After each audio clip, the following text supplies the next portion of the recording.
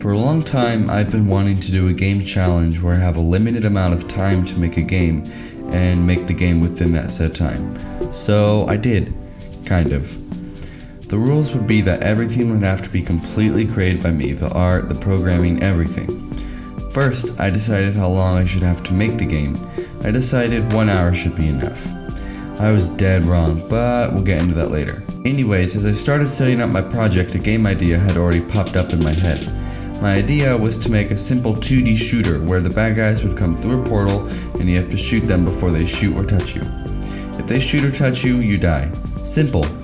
Not.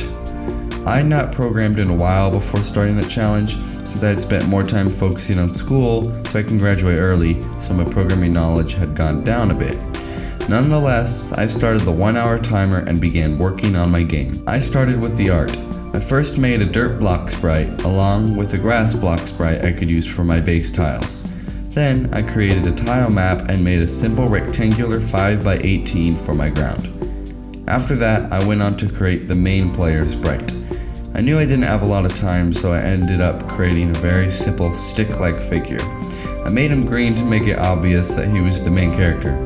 I made a shorter version for him as the second sprite so I could give him a simple move animation. After adding a simple move script for the main player as well as triggering the move animation for when he moves, I quickly created the sprite for the enemy character and the player and enemy bullets, as well as the sprite for the portal. I then created a script for the spawning and moving of the enemies, as well as the script for the player being able to shoot and kill the enemies. I just had a few more scripts to write. But then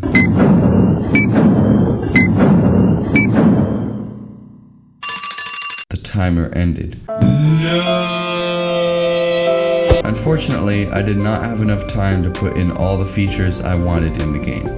So, with the timer done, I decided to add the feature to make the player die if the enemy touches him. So, I actually made a game in 1 hour and 2 minutes, and it's not even that good, but at least I made a game in a short amount of time, so that's good.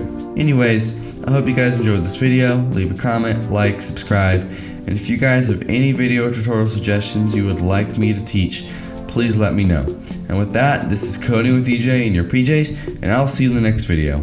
Bye bye!